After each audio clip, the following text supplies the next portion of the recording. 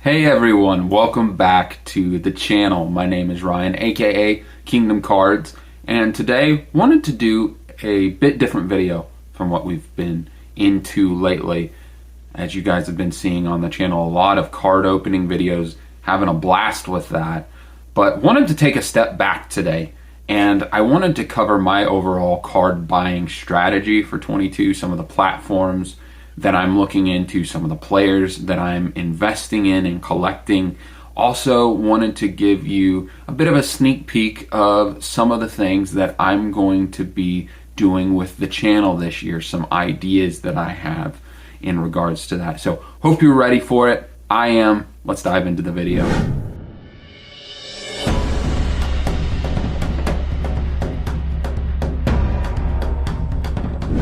Okay, so before we start the video, you may wonder, well, Ryan, you look like you're in a different place than you were when you started the video. That's true.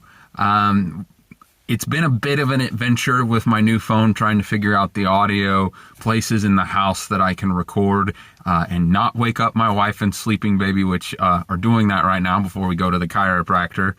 Just a quick sidebar. I think you lose your childhood when you get excited about going to the chiropractor, but as new parents, we are. So sidebar there, but going to be experimenting a little bit with the audio. Haven't been thrilled with it with the new phone, trying to figure all that out. So appreciate your patience with me and my videos going forward. What all that looks like as I'm working out the kinks, if you will, in this process. So my card buying strategy for 2022. Wanted to start off with some of the platforms that I am using to either invest or pick up cards for my collection. The first is Collectible, and for those that don't know much about it, it is a fractional investing app. You can invest in using shares in portions of assets. Like, for example, one of mine is a National Treasures, 2017 National Treasures, Patrick Mahomes laundry tag, one of one. That's one of my investments. The way it works, you have shares of a asset that gets split up, and just like the stock market, you would buy and sell those shares. It's something that I've done very well with in the last year. I'd say I made over $1,000 using that. The one caveat I will say is there, from the tax perspective, and this is not me offering any tax advice. While I am a CPA, I use TurboTax just like everyone else, and not all CPAs are created equal. So wanted to throw that out first before I get into this. But their tax return, or their 1099s K2 process, quite frankly, sucks. I've been very disappointed with Collectible from that perspective. However, for the money that I've made on it, it's worth it. Just pointing that out, just sharing that with you. I believe they're working on that, the structure.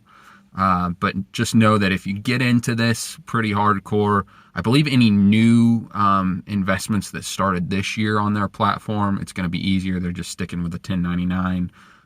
But in the future, or I should say previously, they've been setting some up as a partnership. So, yeah, just can be complicated. Having said all of that, it is a great tool to invest in, to look into certain players, and have done very well with it. I plan on continuing to do that in 2022. The other platforms that I've been using is eBay. I think that's not a surprise. Most people use eBay. The second platform that I should say the third, the second of the buying and selling cards in more of the traditional sense that I'm using, is PWCC. And I've actually had quite a bit of success. I've made probably around $240 since I've been using the platform, picking up cards on PWCC and then selling them on eBay and making a profit. Now, it's not on every card. It does take quite a bit of research. I have to look through a lot of eBay sales to see what cards are underpriced on PWCC, or I should say, well, yeah, that's true, that are underpriced under PWCC in their weekly auction. I haven't done as much of their fixed marketplace. I haven't really seen as much value there. But again, I've done pretty well being able to flip those cards. It's gotten a lot harder. There's a lot more popularity that's coming to PWCC. And honestly, you could probably go the other way. There's probably some cards that are on eBay that would sell better on PWCC. So I think there's some opportunity there. I plan on continuing that as this year goes on. So shifting gears, wanted to talk about the players that I'm collecting and investing in, and also some of the sets that I'm looking into this year. So part of the reason why we don't have a card opening video this week is I couldn't find any Topps 2022 Series 1 retail. And I'm just going to look primarily at retail for this. Wander's awesome. I think he's going to be an incredible player. But primarily, for those that don't know, I collect mostly my city's team. So live in Kansas City. I primarily focus on the Chiefs and the Royals. I don't really collect other players, other teams. It's just not my thing. And for the most part, that keeps me out of trouble, right? It keeps my costs down a little bit. So while I'll open, Topps 2022 Series 1 for fun, when I can find that retail, I'm not going heavy into the Wander Franco market. He's not one of the players that I'm looking into collecting. So one of the players that I am looking into, though, is Bobby Witt, which will shock no one. He really reminds me in some ways of the setup of Patrick Mahomes, someone that has a lot of charisma, someone that has a lot of talent, and someone that there's a lot of buzz on from a lot of smart people in the industry that think he's going to be really, really good.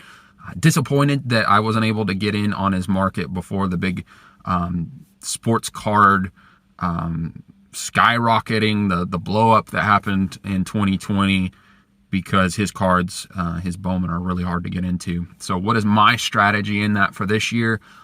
I think that the Royals are probably going to call him up and have him on the opening day roster.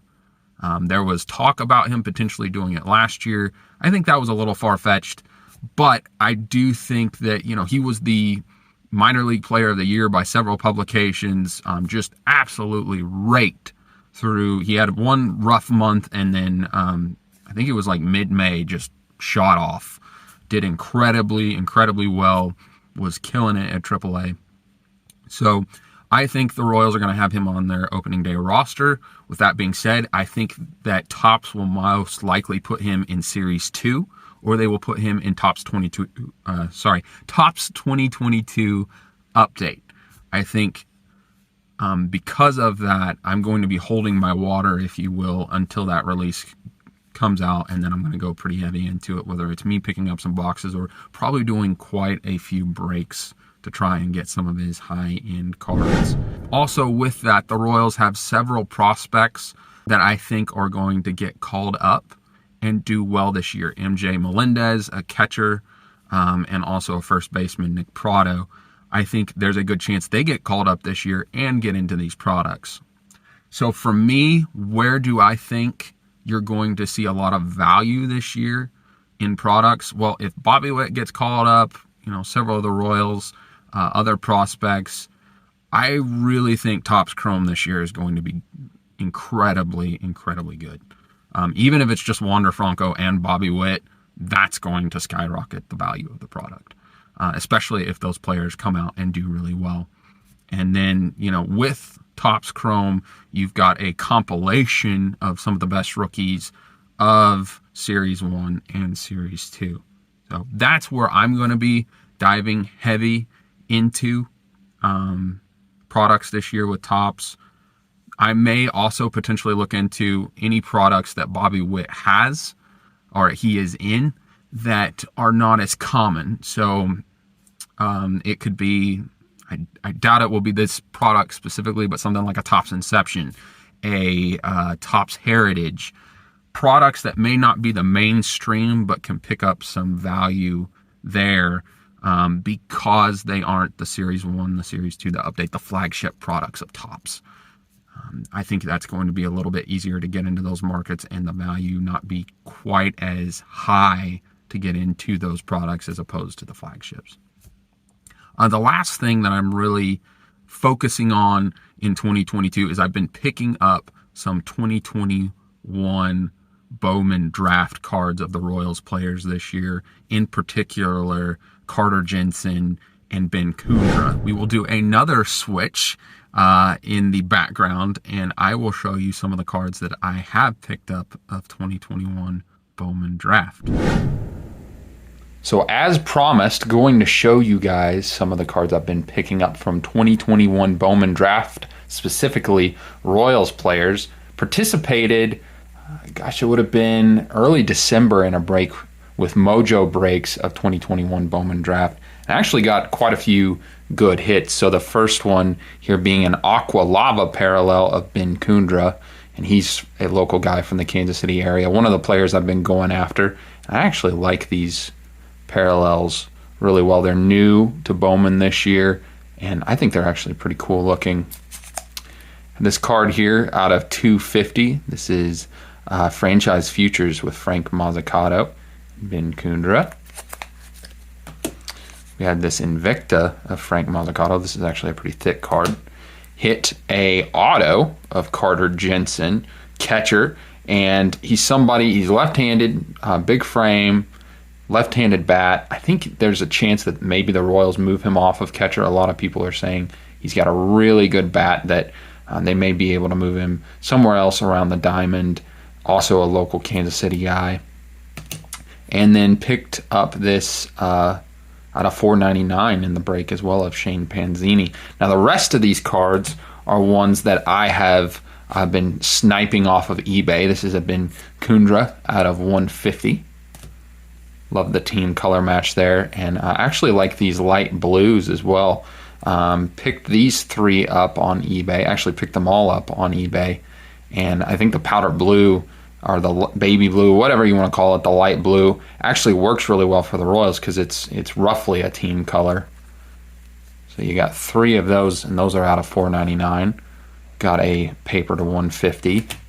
Picked up a auto, base auto, and then picked up this Aqua Lava of Carter Jensen, and have a gold foil first edition coming soon. I think it's going to come here tomorrow, so excited about that. That's my haul of 2021 Bowman Draft Royals players. Thinking I might get a couple of these graded. That's going to be something I'm looking to do in 2022 as well. Going to submit some cards, I believe, to SGC. I've been kind of holding my water over the last year and a half just to see the different grading companies, and they seem to me to have the most value. Actually really enjoying their slabs. Before this, I was looking into HGA, but there's just been too many issues, too much of a backlog, and right now they're not commanding the value that the SGCs are. In my opinion, SGC is now taking over the second spot for grading companies. I think they've surpassed BGS in my opinion. From what I've seen as far as value, the slabs are really clean.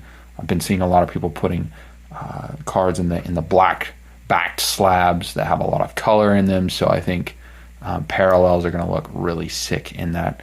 Really looking forward to getting some of that done in 2022. And if I do, which I think I will, I'll make a video of it and share with you guys my experience of grading with SGC. All right, so that takes us through the strategy of what I'm doing this year, what I'm investing in. Wanted to just share briefly about the channel in 2022. So as I have shared, I am a father, have a son. John is almost 3 months now. It's crazy how time flies.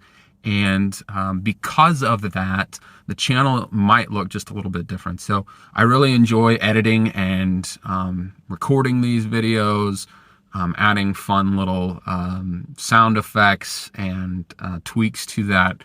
So I plan on doing that. However, it might not be as much as I had previously. The videos might not be quite as polished for a season because it is harder to find time to edit when you're trying to take care of a 3-month-old.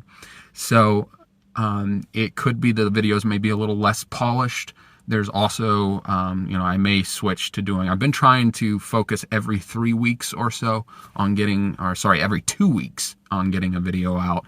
Would like to get to about every 3 weeks minimum. And if I can do 2 weeks, that's going to be great, but maybe 3 weeks. So just giving you guys a heads up. Still going to be active on Instagram and Facebook. Still sharing content, still sharing some of my pickups, purchases, but it may look a little bit different. The other thing that I wanted to tease is that, and you will see a trailer in the future for this, but wanted to introduce a new series that I've been thinking about for a while, and I'm going to be calling it Man Cave Memories. So before I got into sports cards, I was collecting autographs and memorabilia.